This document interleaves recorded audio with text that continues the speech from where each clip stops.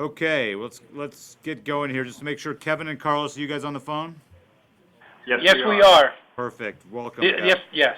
I'm Welcome, sorry. guys. Okay, hello everybody. I hereby call the meeting to order. This is an open meeting of the Broadcasting Board of Governors. This meeting is being held in compliance with the Government and the Sunshine Act. The live webcast will also be available for later viewing on the BBG website, www.bbg.gov.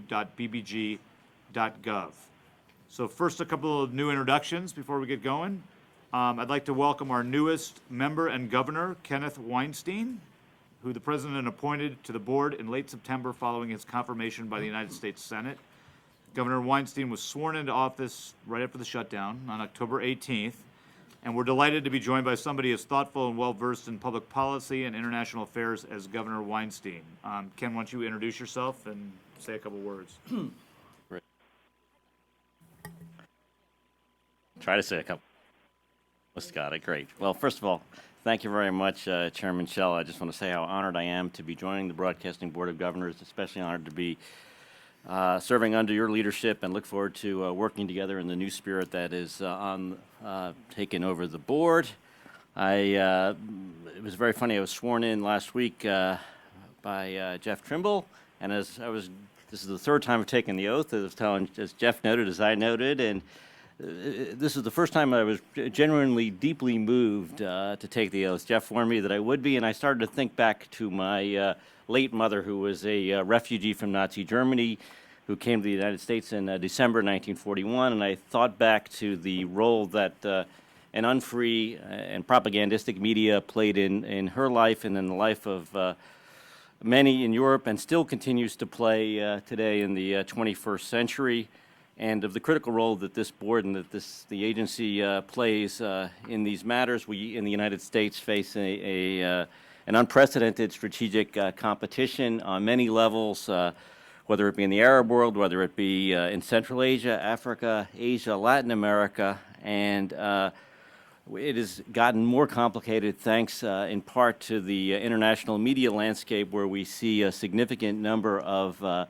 broadcast outlets that claim to be impartial and that in some cases actually hire American journalists, but have a completely other agenda. And in addition, obviously, the issue of internet freedom is very critical to getting information out to people around the globe, and so I'm honored and deeply appreciative to be able to join this august body. Thank you. Well, great, thank you for your words, and we're really happy to have you here. It's my pleasure, I'd also like to introduce Assistant Secretary of State for Public Affairs, Douglas France. Douglas France, is that how I say your name? France, okay, just like the country. France, who is joining us as Secretary of State John Kerry's delegated representative to the board for today's meeting. It's also my sister's boss, so I'm going to be extra nice to him. The Secretary of State is a BBG board member, but customarily delegates the duties involved to a designee. We are fortunate to have with us in this capacity today a journalist with a solid track record and a firm grasp of the global media marketplace and international affairs. Doug, do you want to say anything? Very quickly.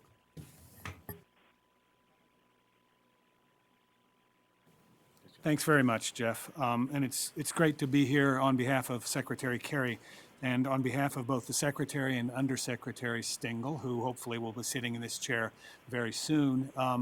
They both recognize the vital importance of what's done at the BBG and by all of your grantees. And certainly Rick Stengel, coming from an extensive and illustrious career in journalism, will be a great addition to this full board. And both he and the Secretary are very enthusiastic about a new day here at the BBG. So thanks very much. Thank you, Doug. I actually had breakfast with Rick this week. We didn't talk about anything specific since he's not confirmed yet, but I do agree he's going to be a great addition to the board, and hopefully we'll have the secretary at one of these meetings. Inshallah. At some point, inshallah, right? I also want to say a few words to everybody associated with the agency following the partial government shutdown, which lasted for a long 16 days. Nearly half of our federal workforce was furloughed during the government shutdown, which started on October 1st. We deeply regret the hardships faced by these employees who had to be furloughed or were otherwise affected by these events. I'd like to thank all the employees who were involved in the planning for the government shutdown and those who remain at work to continue to keep United States international media in business, providing news and information to people around the globe in places where the media are not free. Both the federal and non-federal networks under the BBG continue to produce and distribute these programs, which were deemed to be foreign relations activities essential to the national security. The board deeply appreciates the broadcasters and crucial support staff who continue to carry out the BBG mission under these difficult circumstances. In addition, I want to particularly recognize and thank the Office of the Chief Financial Officer, Leslie Hahn, who just has joined us recently, for their extraordinary efforts in the submission of the agency's budget for fiscal year 2015, the closing out of the fiscal year 2013 budget, and management of the government shutdown, including the processing of related payroll transactions.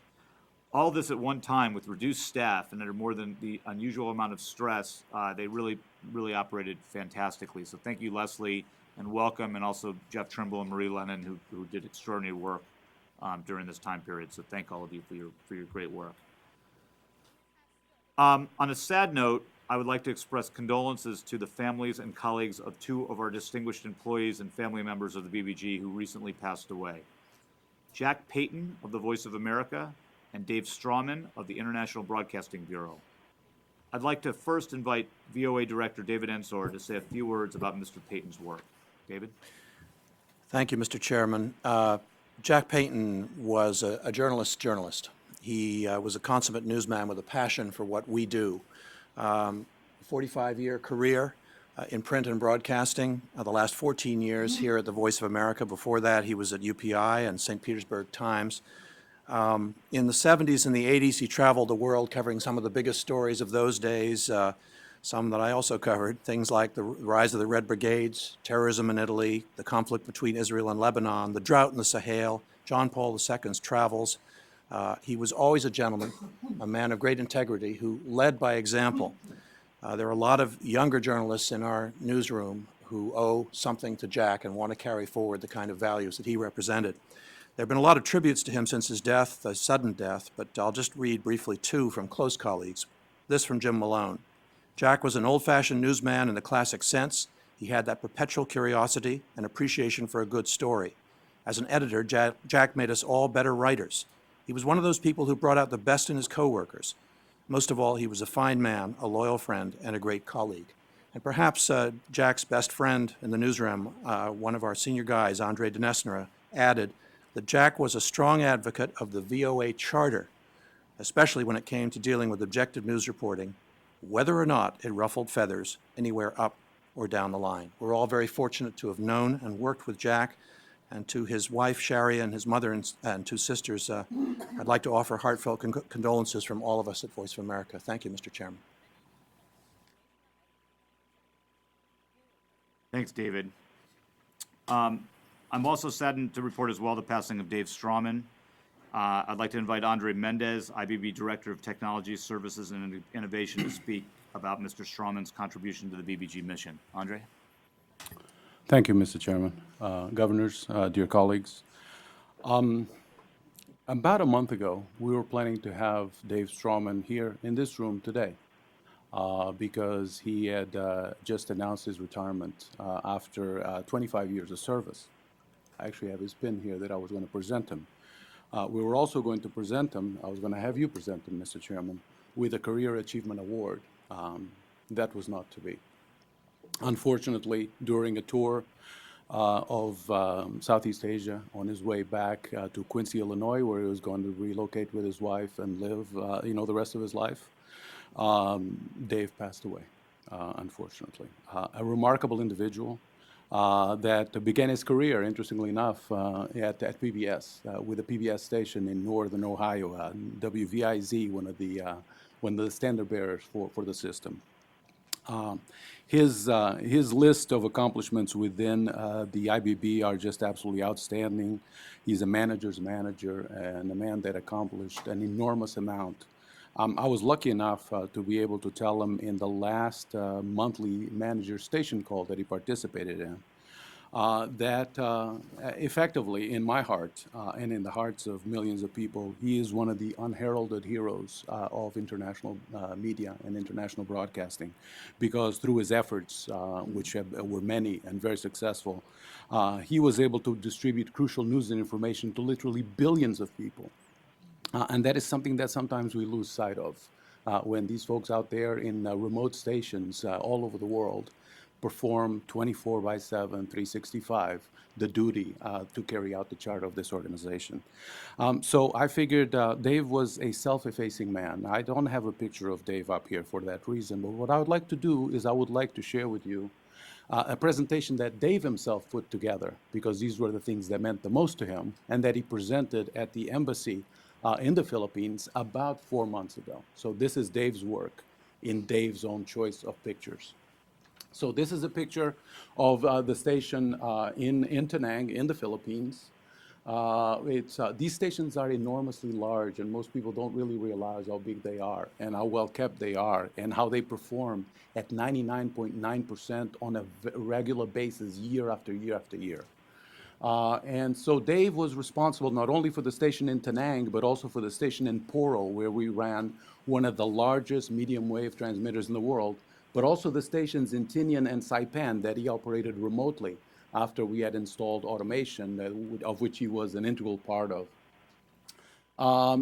The stations are staffed by 75 Foreign Service nationals, 186 contractors, 3 Americans, and a contractor in the Mariana Islands. And this is the fruits of the labor that they've put together. This is a state-of-the-art control room that was finished this year through Dave's efforts, and that really is a testament to a remarkable managerial acumen and technical expertise. These stations are big, as I told you. I mean, the dish farms are tremendous, and the amount of equipment that is necessary in order to operate them absolutely incredible.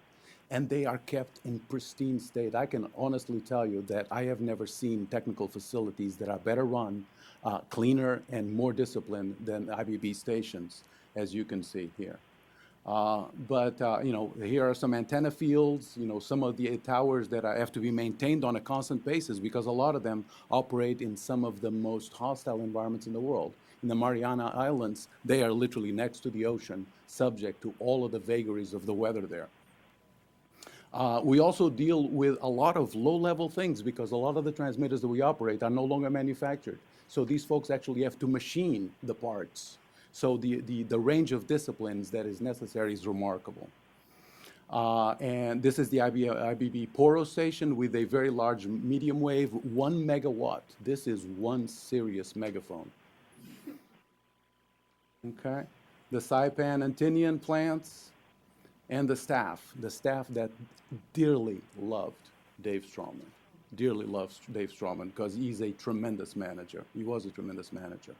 But there's also the issue of community involvement that percolates throughout the entire system, but it was of particular relevance in the Philippines.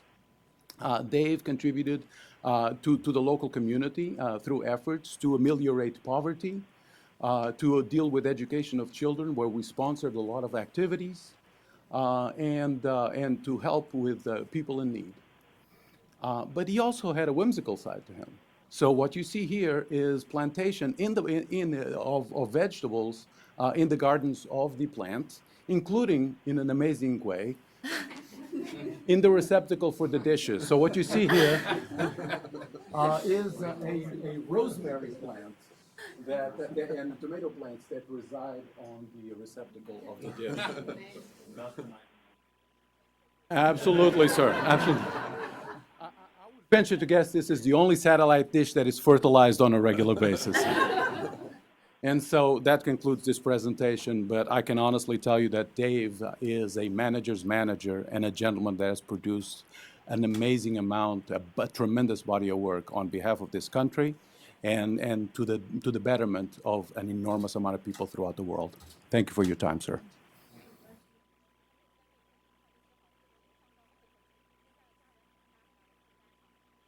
Yes, we are going to do so posthumously to his widow. Yes, absolutely.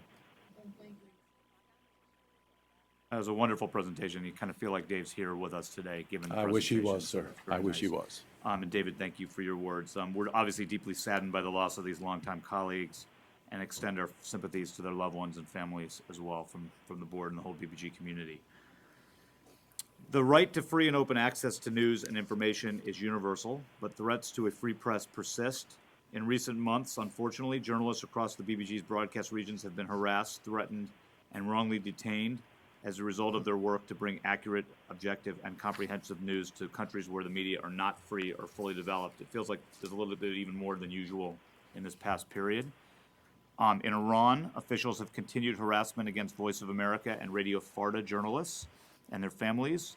Mr. Arash Sagarshi, an award-winning former activist and political prisoner who is now a journalist for VOA's Persian service, has written a letter to the Iranian President Hassan Rouhani describing the harassment of his parents, who were interrogated for several hours on September 10th in Iran.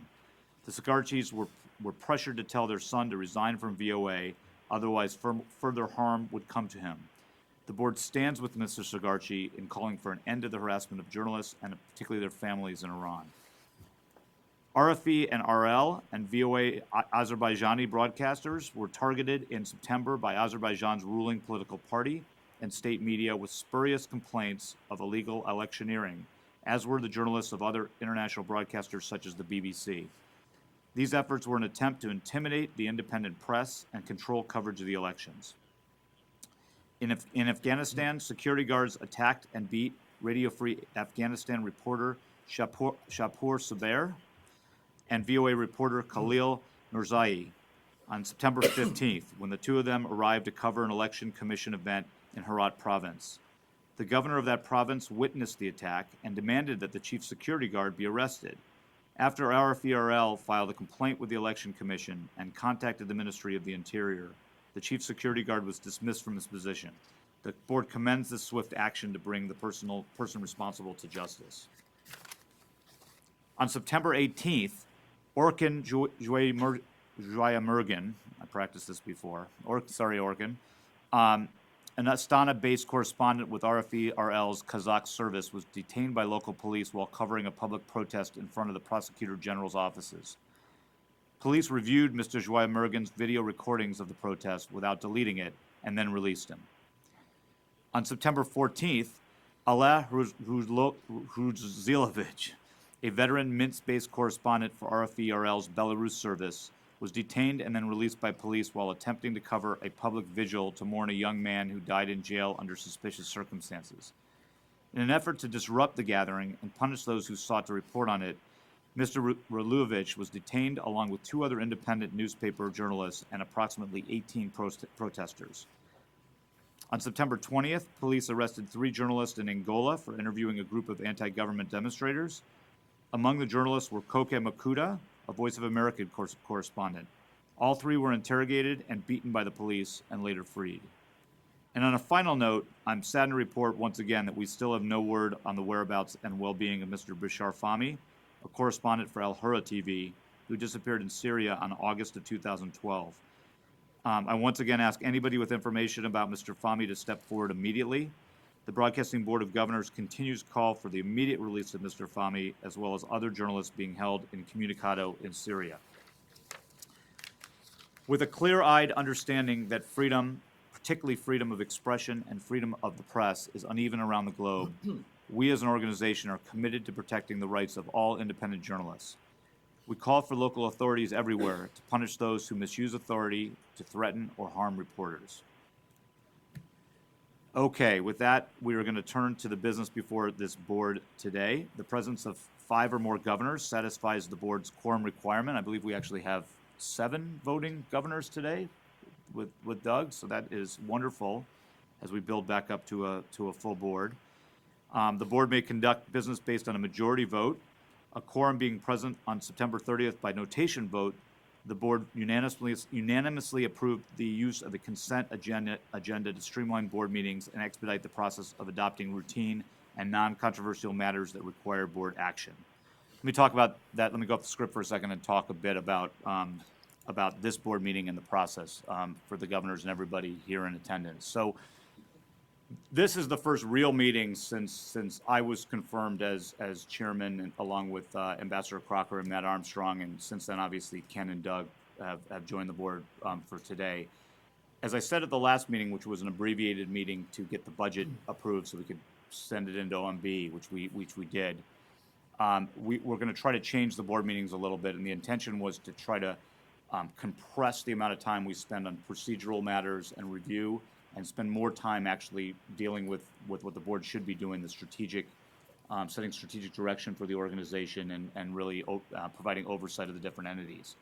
So the intention today was to have to start with VOA. Sorry, David, but David was going to be the guinea pig, and we were going to start with a deep dive review of VOA.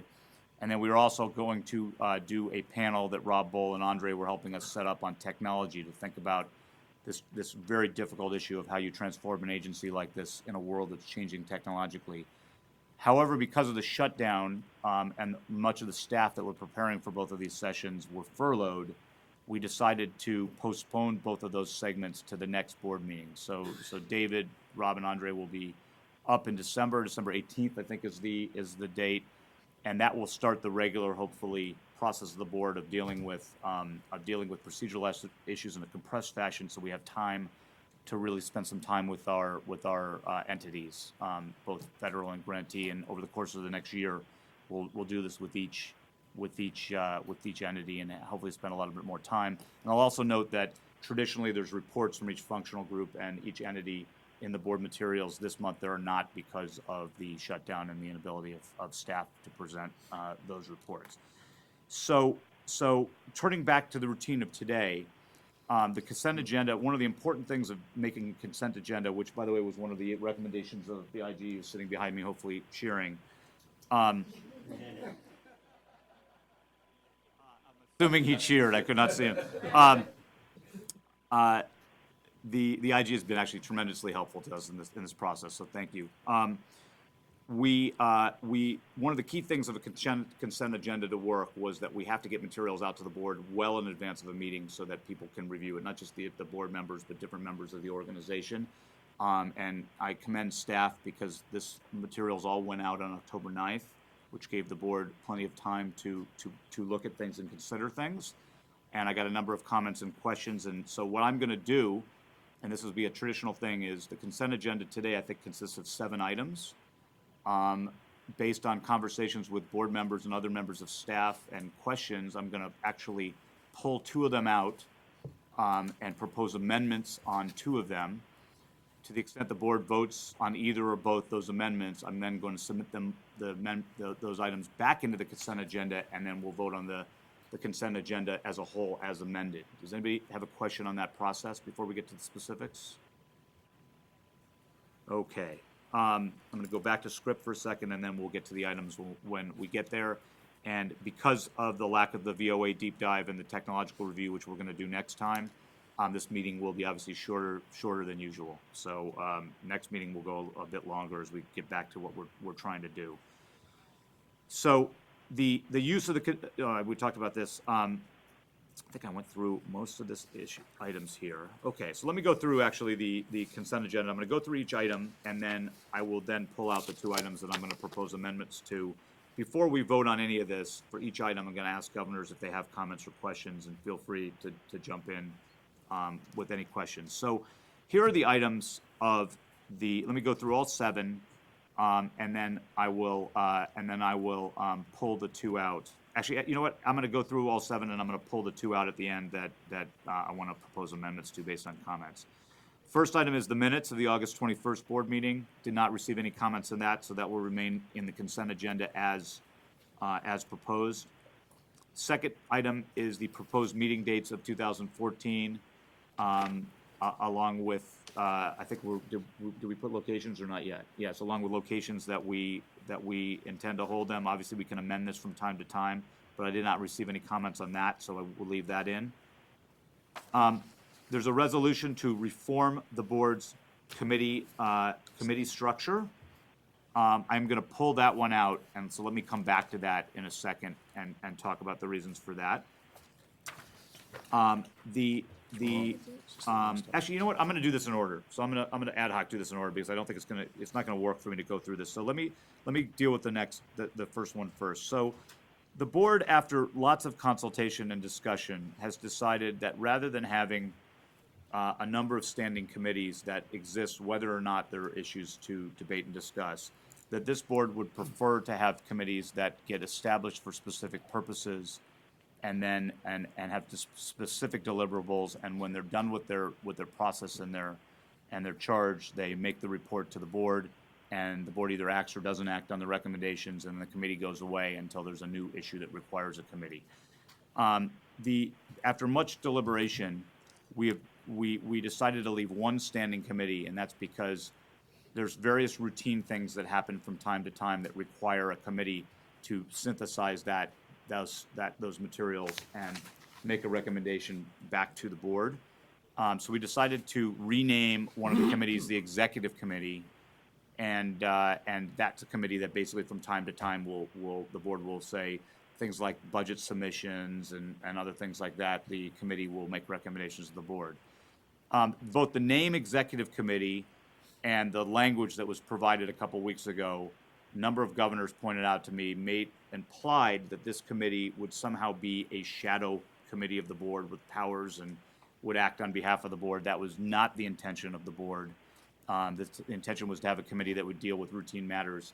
And in fact, this committee can't do anything that the board doesn't tell it to do. So I'm going to make I'm now going to propose two amendments to this fourth item, which is to this third item, which is the resolution to reform the board's committee structure. Paul, you'll keep us honest here and can read back if anybody needs the language. So first amendment I'm going to propose is in the second to last resolution on the be it resolves on the actual resolution, where it proposes to appoint me as a member and Matt Armstrong as a member. We're going to also add Michael Meehan as a member and Ken Weinstein as a member. So the executive committee, as proposed, will have 4 members: me, Matt, Michael, and Ken. So that's the first proposed amendment. Second proposed amendment is under the, if you continue down the page, is under the powers in 4.01. As I said, the intention of this order is really the executive committee does what the board tells it to do and nothing more. So there's the second sentence, which starts as in subject to the applicable limitations, and then goes on to talk about all sorts of stuff. We're going to strike. I'm proposing to strike that sentence. So the sentence starting to, subject to, and ending to, directed from time to time by the plenary board. That will all be struck. I think it goes too far a bit in the language. The language I think is fine. It says that this committee is being established to basically do what the board tells it to do.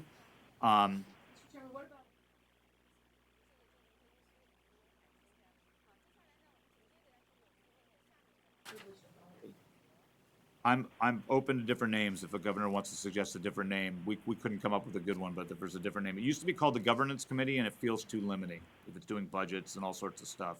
So if we can either amend it today if there's an agreement or proposal, but maybe I'm not creative enough. I couldn't come up with a different name for this.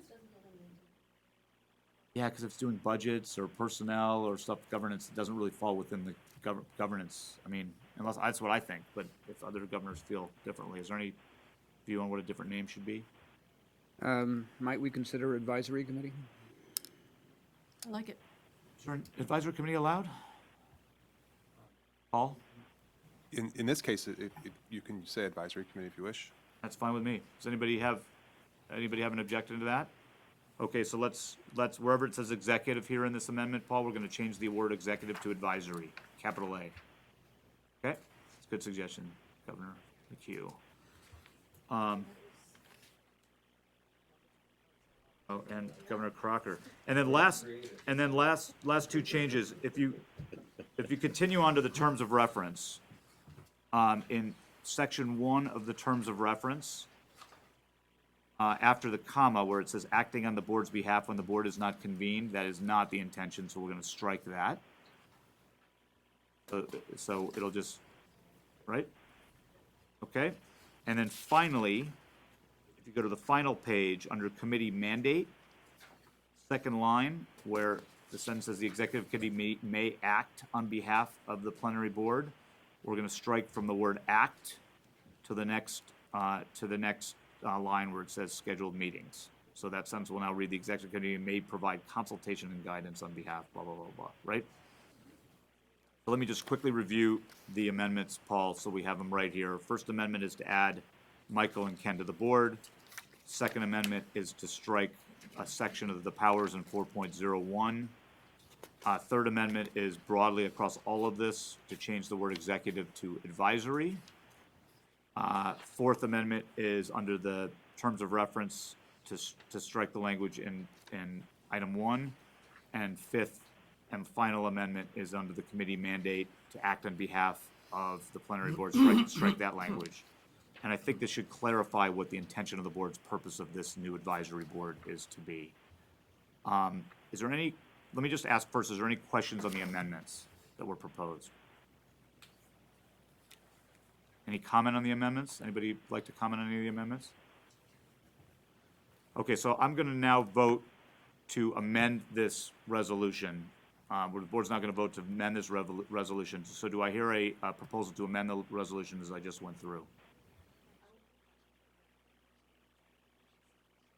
Okay, any second?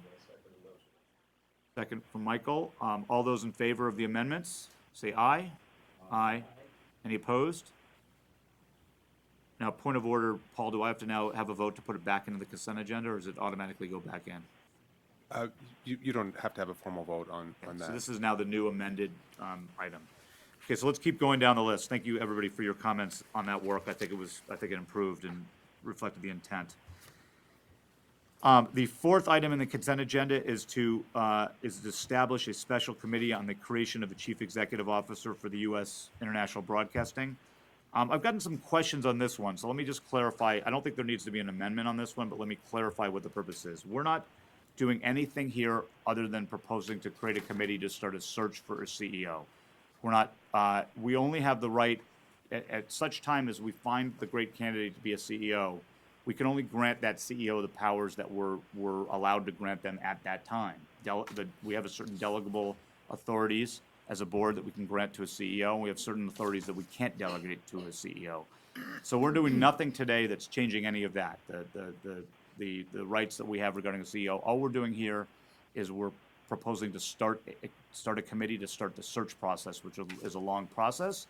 And at such point as we get to the end of that search process and find our person, we will grant that person the powers that they are allowed to be granted then at that time. If there's been legislative changes since then that may change, expand, or contract the amount of powers we're able to give. All we can do is give powers to what we're allowed to give. This is not having anything to do with that. All this is proposing to do is start a committee, which I will lead with Susan, and we will go try to find our candidate to enact the powers here. Okay. Another committee, and that committee, as per our new policy, will go away the minute we have a CEO. That committee goes away. We are also going to establish a special committee to review the future of shortwave radio broadcasting. It's going to be led by assuming it's approved, it'll be led by Governor Armstrong, and Ryan and Ken, I believe, were on that committee, right? Am I right about that? Yes. And Michael. So the four of them.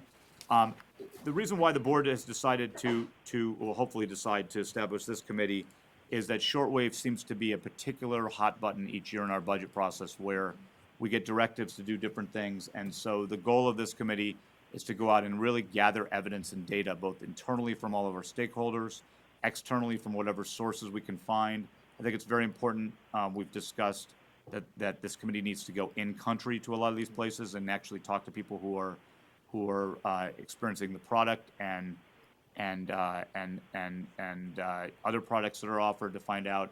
And so the goal here is to really take a step back, and rather than go through this dance we go through each year on shortwave radio, to really go in and assemble all the facts and figure out what the facts are. And then at that point, if that leads to a set of recommendations, great. If it doesn't, it doesn't. We'll follow the facts wherever they go. I don't know, Matt, if you have anybody who's going to be proposed to be on that committee have any comments? I don't have any comments except that Ken's not yet on the committee. I don't hear him jumping for it, so it's I'm happy to do it. It's Ryan. Would you like Michael, to, Ken, and or not? Sure, sure. Okay, then I'm going to pull it out. and we'll vote on adding Ken to the committee. Any other comments before we do that? Okay, I'd like to amend item 5 to add Ken Weinstein to it. All those in favor, or is there a proposal? Is there a proposal? I propose Ken get added to the membership of that committee. Is there a second? Okay, second by Mr. Crocker. All those in favor, please say aye. Aye. All those opposed? Okay, it carries. The sixth item is to propose that the grantees, the BBG-funded grantees, mirror essentially the BBG board and make me chairman, and replace their current chairman with me as chairman, and their membership is the same as this board. The reason for that is not to give me more work. I don't want more work. The reason for that is that the way it's currently structured, the board feels is a bit unwieldy with different constituencies in different places. This will mean that this section of people, structured the way we are, can deal with entity issues as well as we can deal with BBG issues. So it's just trying to synchronize and streamline the process.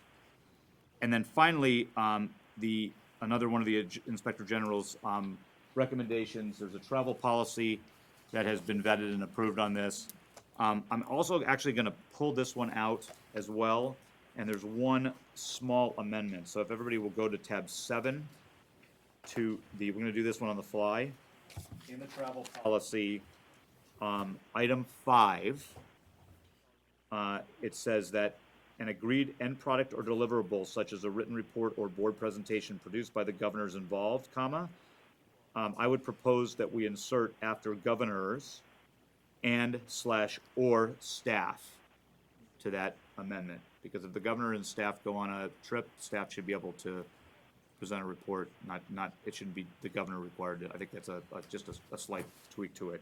So it'll read now, an agreed end product or deliverable such as a written report or board presentation produced by the governors and/or staff involved, comma, and goes on. Any questions on that amendment? Anybody like to move that we adopt that amendment to this 7th item? I move. Moved by Governor Weinstein. Any second? Second by Governor Meehan. All those in favor? All those opposed? It carries. So we now have a 7-item consent agenda as amended, with 3 of the items amended. Before I call the whole consent agenda to a vote, does anybody have any comments, questions on any item? Governor Meehan.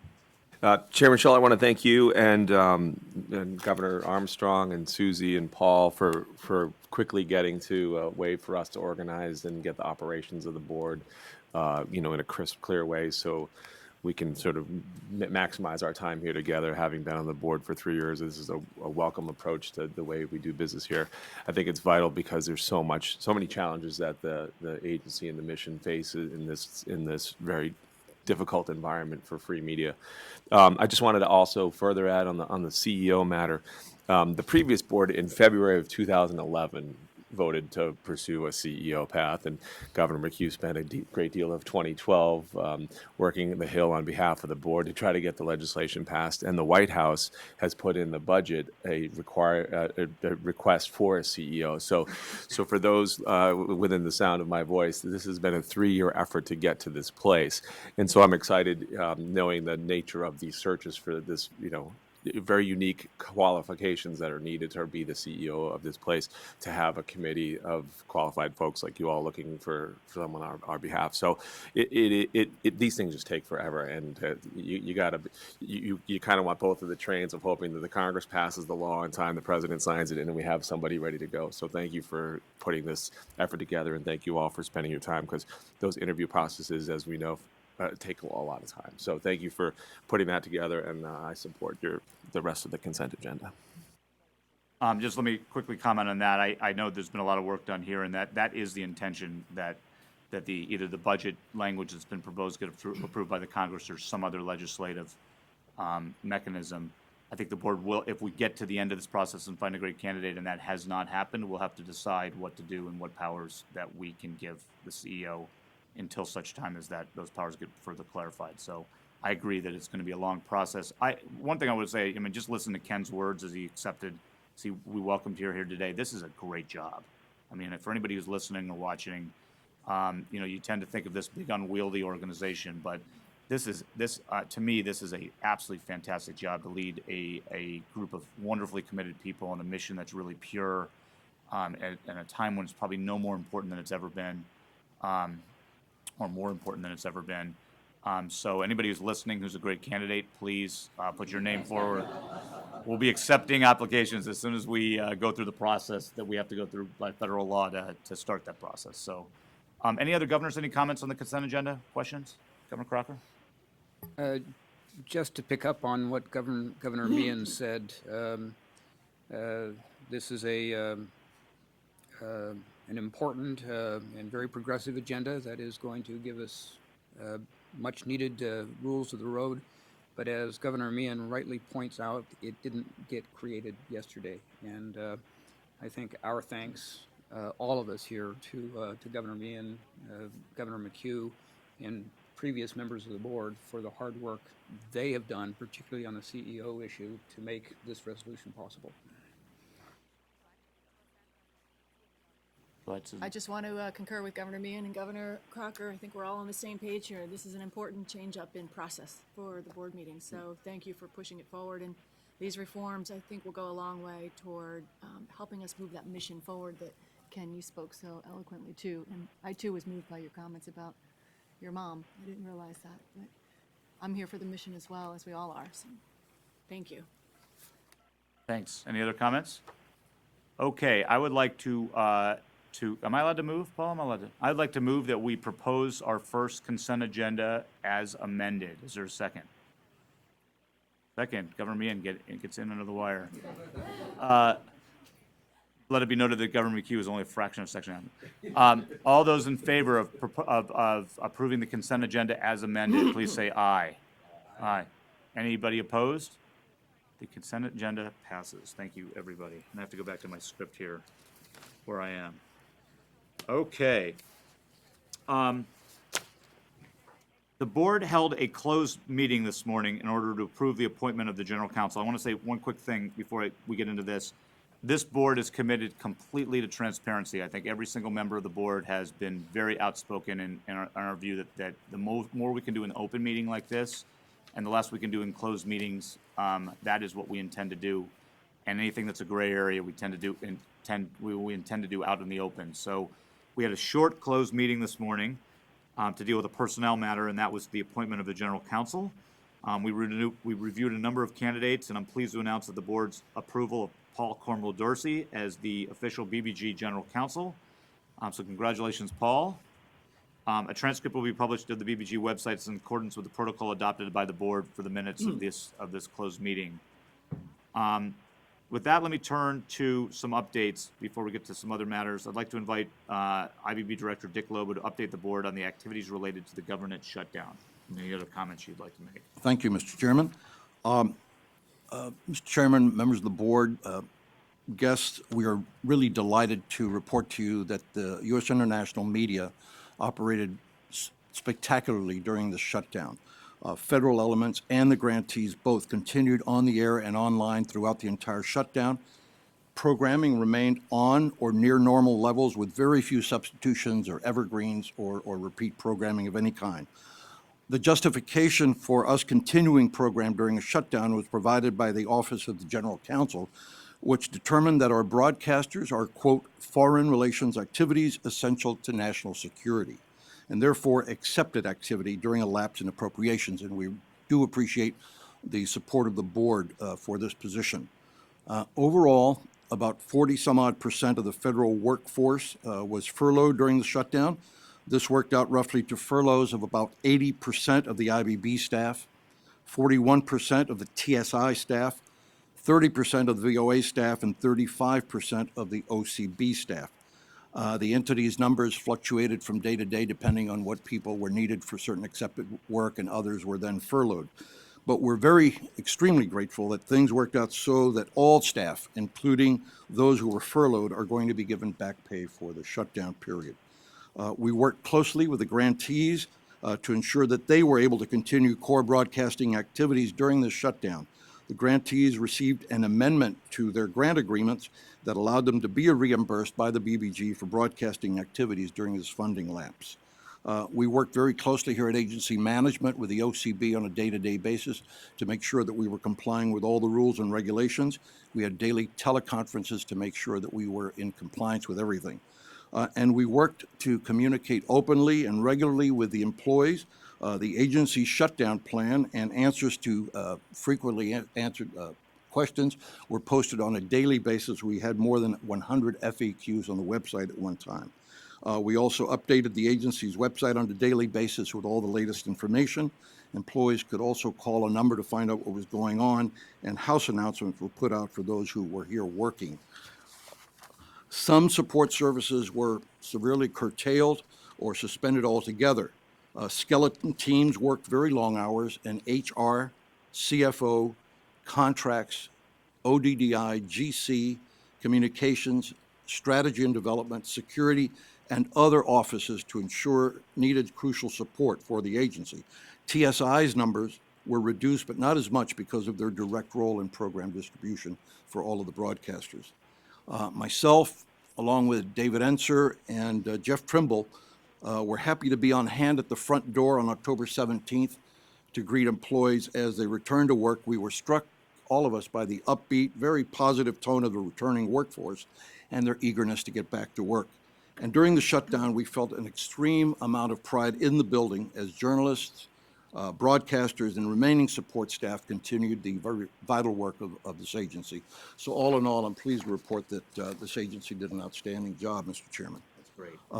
One other thing that I'd like to report on is that I'd like to announce my retirement from public service. I have sent a letter to the President this morning at the White House announcing my resignation.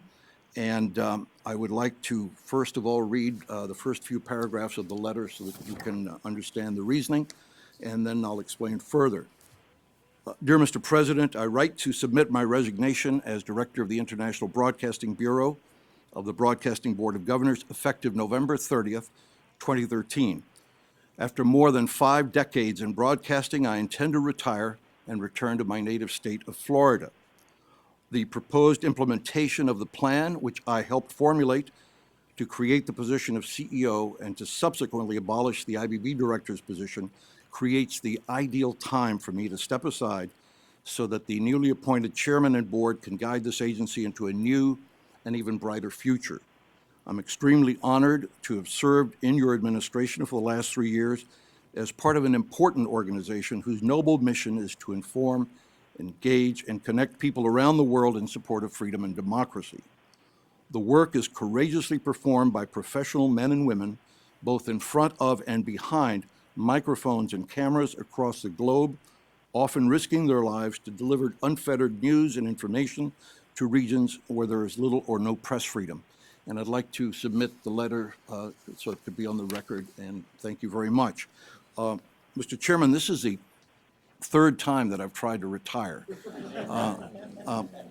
After 25 years at NBC, in the mid-90s, after 25 years at NBC, I announced my retirement, and the next day I received a call from the Clinton White House asking me if I would come to Washington to oversee the Office of Cuba Broadcasting. I did that for a couple of years and was delighted to have done it. Then, while I was enjoying some retirement, I was asked to help the public television station in Tampa, Florida, the largest PBS station in the state of Florida, to please come and help them out. I agreed to do so for a short period of time that lasted 8 years. I announced my retirement. They found a replacement, and President Obama called and asked if I could please come and do this job, which was not the best job in the world. It had been vacant for a number of years and had many, many challenges. So I gladly came, but after 3 years, and for the reasons I cited in my letter, I think it's time to move on. I do hope that this retirement sticks. Mr. Chairman, I'm honored to have worked with incredible colleagues throughout this agency, but specifically the people here in the Cohen building, including an outstanding IBB staff, led by my deputy, Jeff Trimble, and by my chief of staff, Marie Lennon. So I'm excited about the future of U.S. international broadcasting. I've enjoyed working with you, Chairman Shell, with Chairman Isaacson, and with two presiding governors, Michael Linton and Dennis Mulhope, and I wish you nothing but the best. So let me say a couple, I'm gonna go off script here as well and say a couple words. We discussed this yesterday, Dick and I, for the first time, and Dick was, in his typical selfless fashion, was very instrumental behind a lot of the reforms that led to hopefully a CEO being named for this organization. And if in fact the language that the White House proposed gets approved, that would in fact streamline things and eliminate the IBB director. So as Dick and I discussed yesterday, it was the right time for your most recent retirement, which I'm sure won't stick. There'll be the next adventure onward. Process-wise, and then I want to come back and say a couple words about Dick. Process-wise, I asked Dick to stay on until the end of November, which he plans to do, which will give us time a little bit to think about transition and what we want to do and how we want to structure the agency in the interim between now and when a CEO is hired, and or when the White House appoints a new IBB director. So we're going to be, Dick will continue to lead the agency until the end of November, at which point, hopefully before then, we will discuss and work out as a board a transition plan for an interim director to lead the agency until such time as we have a CEO or permanent director. Let me go back and talk about Dick. I knew of Dick long before I was nominated and confirmed to this role. Obviously, 25 years at NBC, had quite a reputation. Dick is a wonderful man, a hard worker, and extremely competent and well-respected executive. We were reminiscing a little bit about BBG last night. Very, very difficult 3 years, tough time. The organization has gone through such a uncertainty over the past couple of years, where the board kind of got going under Walter, and then Walter had to leave, and things kind of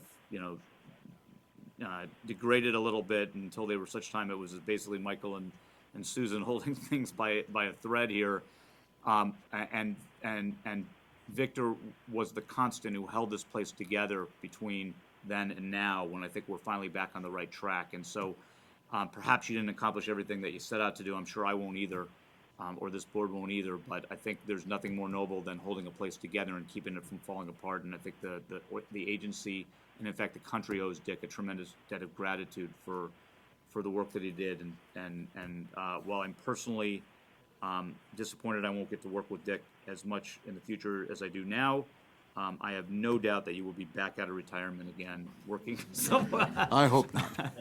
Somewhere else. So let me stop the meeting for a second and ask if there's anybody else. I know this is kind of a surprise announcement and it's a bit abrupt, but if anybody else on the board has any comments or questions, we'll do a more appropriate tribute against your wishes later on. But if anybody has anything they'd like to say, let me just open up the floor. Just briefly, Dick, thank you very much for your service. It's been a pleasure knowing you, and too bad we didn't have enough time to work together. We met when you were a nominee to this position, and we've stayed in touch. So I hope we can continue to stay in touch, and I appreciate your service, and I continue to look forward to the next 5 weeks, and then hopefully after as well. So thank you very much. Thank you. Sure, I'll jump in. Dick, no one knows how hard your job has been, as well as we do. And I mean, there will be time, I'm sure, for some more formal farewells. We'll be sure to plan that. But all I can do is thank you for your patience and your leadership throughout, as Chairman Shell referenced, a really challenging few years. But you stood guard and you helped us to the extent we were able to move forward. So thank you for your service, and I'm hopeful that we can continue to work together in various capacities. Thank you, Susan. Yes.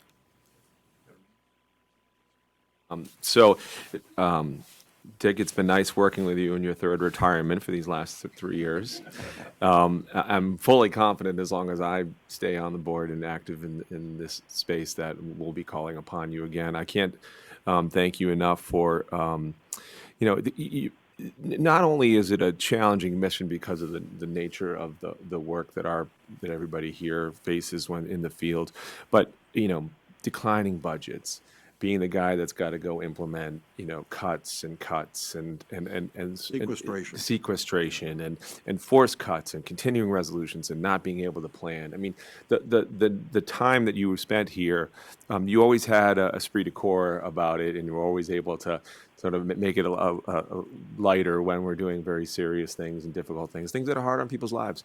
So I can't thank you enough for that. And our Boston, Florida sports rivalry, I hope, continues as we mock each other. Things are going to let's go good tonight. Michael, I remember you asking me why I continue to do this. On a daily basis, actually. So I was probably the least shocked by your announcement this morning. But thank you for your service, and I know that that you especially, given your commitment to public service, obviously coming out of retirement 3 times, it would have been much easier to play golf and follow your Florida teams than it would to show up every day. So thank you for your public service. It means a lot to me personally, and it meant a lot to the agency. So thank you. From the Red Sox fan. Actually, Red Sox fan. Oh, that's right. He's a Red Sox. One of you. I need a card. I do understand why Director Lobo kept coming out of retirement, because it kept him from having to follow those Florida teams as close as he might. As a new member of the board, I just want to mention 2 sets of actions that Director Lobo guided during my brief presence here. One of those were the very successful, very meticulously conducted searches that have produced for us our general counsel and our CFO. It could not have been done better. I've been through a lot of searches, and these were first-rate and have given us first-rate people. And the second comment I'd like to make is the way you directed the management of this entire operation during the government shutdown. Your leadership, your support for the entities and the grantees, their performance under these very trying conditions, the fact that operating at 40% staff, you kept up full services where they needed to be kept, I think is in the finest traditions of public service, and you have my gratitude. Thank you. Thank you, Mr. Ambassador. All right, as I mentioned, we're going to do a more appropriate tribute later on, so you're going to have to come back. You'll have my address. We might have to do it in Florida. I think we're going to have an upcoming board meeting in Florida, so maybe, Carlos, maybe you'll host something there. Mr. Chairman, it would be my pleasure to do so. Dick, I already am clearing up an office here for you.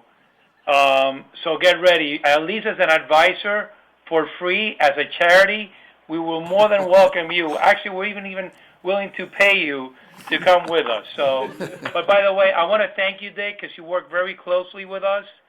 You supported our ideas, our initiatives.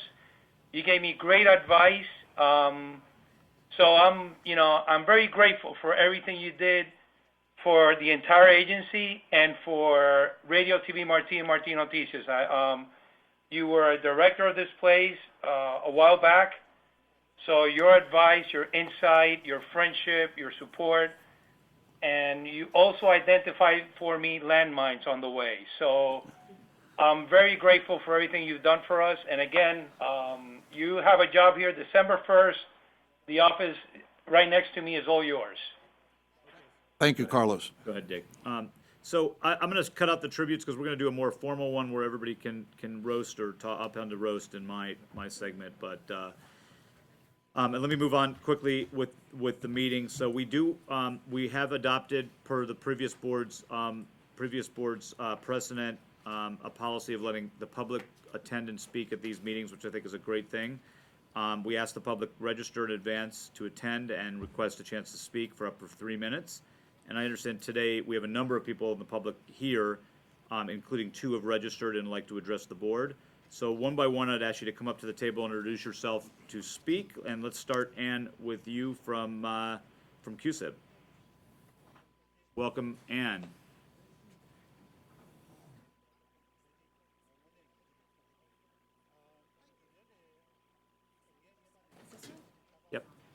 My name's Ann Noonan. I'm the Executive Director for the Committee for U.S. International Broadcasting. For the record, I'd like to thank Jeff Shell for meeting with members of CUSIB's Advisory Board during the first 24 hours of his tenure as BBG Chair. We shared many of our concerns with him, and we're glad that the lines of communication have remained open.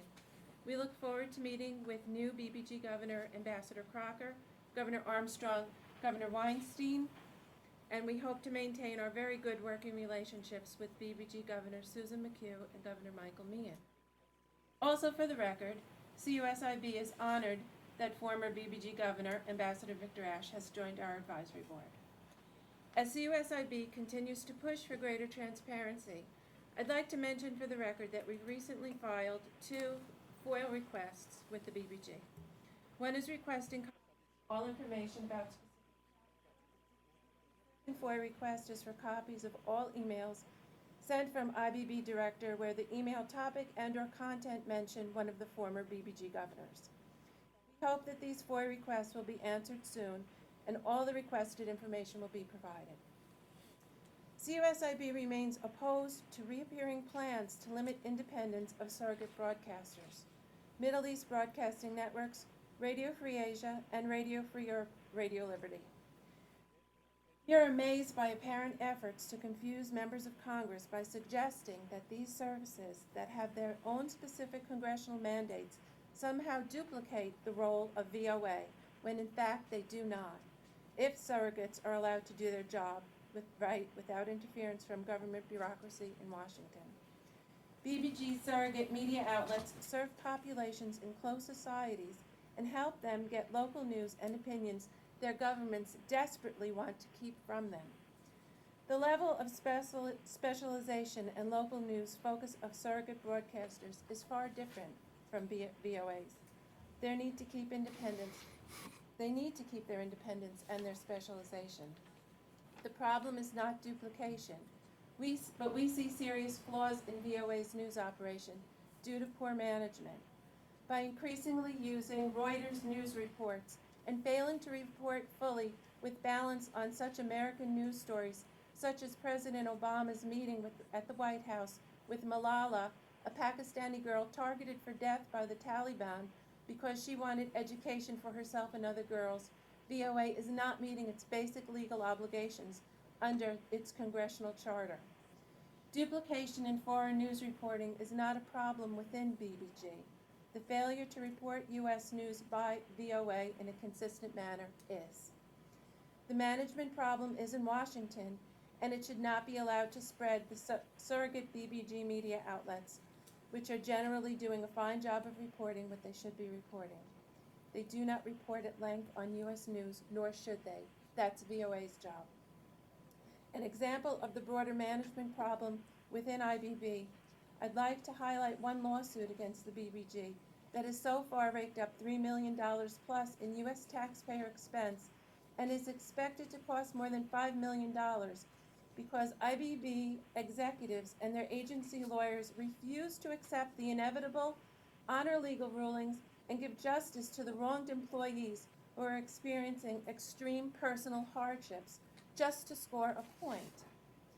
Talking about what is the cause of dismal employee morale for those who are still employed, the BBG needs to look at these management practices at the highest level and put a stop to them.